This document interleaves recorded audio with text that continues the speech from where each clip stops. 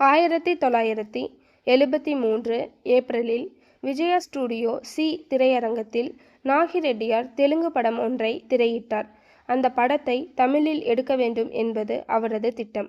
இந்த காலகட்டத்தில் ஒரு நாள் எம்.ஜி.ஆரோடு சேர்வதும் மறுநாள் அவரை விட்டு ஓடுவதுமாக இருந்த ஜெயலலிதாவை நாகி ரெட்டியார் படம் பார்க்க வரவழைத்திருந்தார். எம்.ஜி.ஆர். ஜெயலலிதாவை வைத்து இந்த படத்தை எடுக்க வேண்டும் என்பது நாகி ரெட்டியார் திட்டம். எம்.ஜி.ஆருக்கும் படம் பார்க்க வர வேண்டும் என்று அழைப்பு வந்தது. அவரோ ஜெயலலிதாவோடு எப்படியாவது சமாதானம் பண்ணிக்கொள்ள வேண்டும் என்கின்ற முயற்சியில் ஈடுபட்டார். இதற்கு பலமான காரணம் உண்டு. இந்த நாட்களில் எம்.ஜி.ஆரிடமிருந்து பிரிந்துவிட்ட ஜெயலலிதா தி.மு. கழகத்தவர்களோடு தொடர்பு கொண்டார். ஜெயலலிதாவை பயன்படுத்தி மேடைக்கு மேடை தன்னை தாக்கி விடுவார்களோ என்று எம்.ஜி.ஆர். பயந்தார். இதன் விளைவுதான் எப்படியாவது ஜெயலலிதாவோடு ராசியாகிவிட வேண்டும் என்று எம்.ஜி.ஆர். முயற்சிகளை மேற்கொண்டார். நாகி ரெட்டியாரின் தெலுங்கு படத்தை தமிழில் எடுக்கிற முயற்சி ஜெயலலிதாவை மீண்டும் வளைத்து போடுவதற்கு ஒரு நல்ல சந்தர்ப்பம் என்று எம்.ஜி.ஆர். நினைத்தார். விஜயா ஸ்டுடியோவிற்கு ஜெயலலிதா வந்துவிட்டாரா என்று அடிக்கொரு தளம் எம்.ஜி.ஆர். விசாரித்து கொண்டிருந்தார். இறுதியில் வந்துவிட்டார் என்று தெரிந்ததும் திருச்சி 2 சட்டமன்ற உறுப்பினராக பின்னாளில் ஆன திருச்சி மாவட்ட செயலாளர் கே. சவுந்தரராஜனை அழைத்து கொண்டு டிரைவர் கதிரேசன் வண்டியை ஓட்ட எம்.ஜி.ஆர். விஜயா ஸ்டுடியோவிற்கு பறந்தார். எல்லோரும் எழுந்து நின்று எம்.ஜி.ஆரை வரவேற்றார்கள். ஜெயலலிதாவோ எழுந்திருக்கவே இல்லை. எம்.ஜி.ஆரின் முகத்தை கூட பார்க்கவில்லை.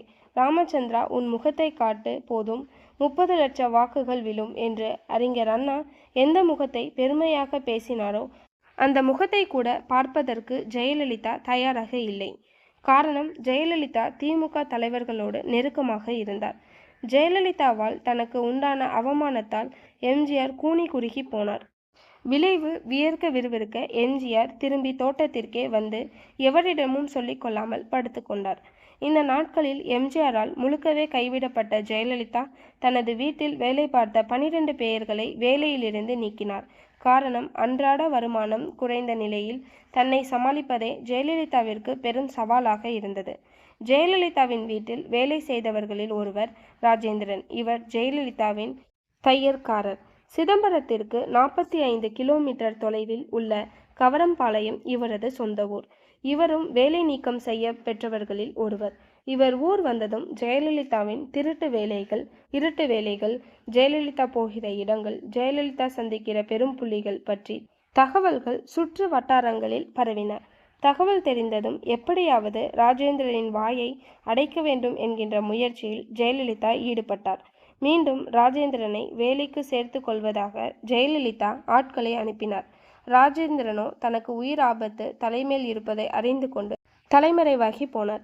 1973 கட்சியை துவங்கிய போது எம்.ஜி.ஆர்.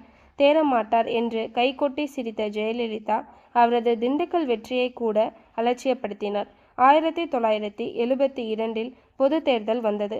அப்போதும் கூட எம்.ஜி.ஆரை ஜெயலலிதா அணுவளவும் கூட ஆதரிக்கவில்லை. கிழட்டு நடிகர், அடுத்தவர் வாழ பொறுக்காத அல்பம் என்றே தன்னிடம் பழகியவர்களிடமெல்லாம் சொல்லிக் கொண்டிருந்தார். நடிகை லதாவை எப்படியாவது தனது கட்சியில் தனக்கு அடுத்த நிலைக்கு கொண்டு வந்து விட வேண்டும் என்று எம்.ஜி.ஆர். படாத பாடுபட்டார். லதாவோ எம்.ஜி.ஆர். இழுத்த இழுப்பிற்கு வரவில்லை. ஆகவே வருவான் வடிவேலன் என்கின்ற புராண படத்தில் அவர் நடித்தார் என்கின்ற காரணம் காட்டி எம்.ஜி.ஆர். லதாவை கட்டம் கட்டினார். 1980 எம்.ஜி.ஆர். ஆட்சி கவிழ்க்கப்பட்டது. மீண்டும் நடைபெற்ற சட்டமன்ற தேர்தலில் எம்.ஜி.ஆர். அமோக வெற்றி பெற்றார். அந்த தேர்தலில் ஈடுபடுவதற்காக எம்.ஜி.ஆருக்கு நிரப்ப நிதி தேவைப்பட்டது.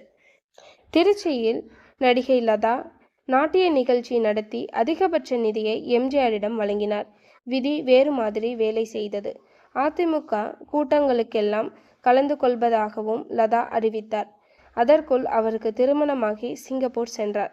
அப்போதும் கூட தனது கட்சிக்காக ஜெயலலிதாவை பயன்படுத்தி கொள்ள வேண்டும் என்று எம்.ஜி.ஆர். நினைக்கவில்லை. ஜெயலலிதாவும் ஆட்சி பொறுப்பில் வந்துவிட்ட எம்.ஜி.ஆரோடு சேர்ந்து கொண்டால் வசதியாகிவிடலாம் என்று திட்டம் தீட்டி வந்தார். ஆகவேதான் ஜெயலலிதாவை அண்டவிடக்கூடாது என்று முடிவெடுத்தார் எம்.ஜி.ஆர். ஜெயலலிதாவின் மூக்கை அறுப்பதற்காக வெண்ணிறை ஆடை திரைப்படத்தில் ஜெயலலிதாவோடு நடித்த வெண்ணிறை ஆடை நிர்மலாவை மேலவை உறுப்பினராக்கினார். திவாலான ஒருவர் தேர்தலில் நிற்கக்கூடாது என்கின்ற தகவலை வெளியிலே பரப்பி நிர்மலாவை பதவி இழக்க வைத்ததே ஜெயலலிதா தான். இந்த பழிவாங்கும் படலத்திற்கு பிறகு எம்ஜிஆர் ஜெயலலிதாவை நினைத்து கூட பார்க்கவில்லை. ஆனாலும் ராம வீரப்பனின் இரக்க குணத்தை ஜெயலலிதா முழுமையாக பயன்படுத்தி கொண்டு எம்ஜிஆரின் பலவீனத்தை முதலாக்கி மீண்டும் உலக தமிழ் மாநாடு நாட்டிய நாடகத்தின் மூலமாக எம்ஜிஆரோடு சேர்ந்து கொண்டார்.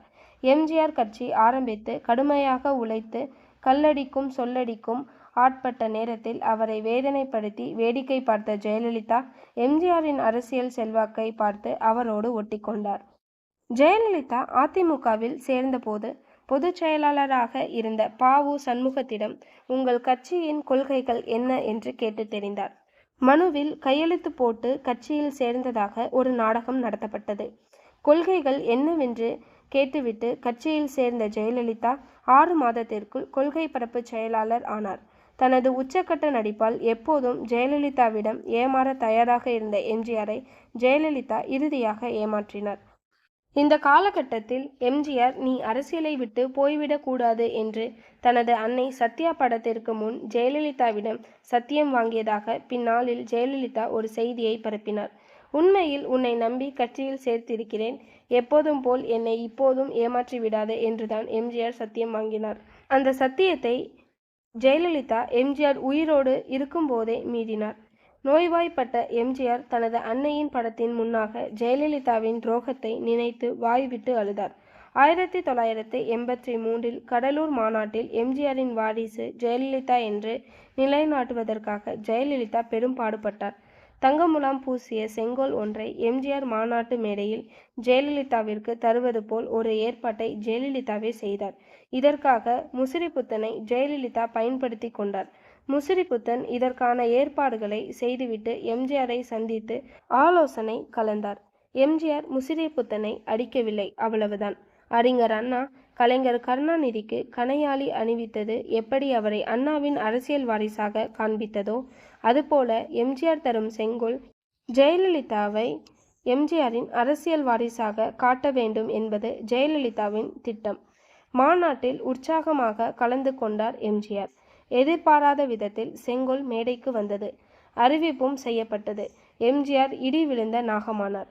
பொதுக்கூட்ட மேடையில் பல லட்சம் மக்களுக்கு பத்திரிகைகளுக்கும் முன்னால் தாம் விரும்பாத இந்நிகழ்ச்சியை தடுக்க எம்ஜிஆரால் முடியவில்லை. மறுநாள் முசிறிப்புத்தனை எம்ஜிஆர் அழைத்தார். எம்ஜிஆர் அழைத்து என்ன செய்தார் என்பதை அடுத்த வீடியோவில் பார்க்கலாம். நன்றி.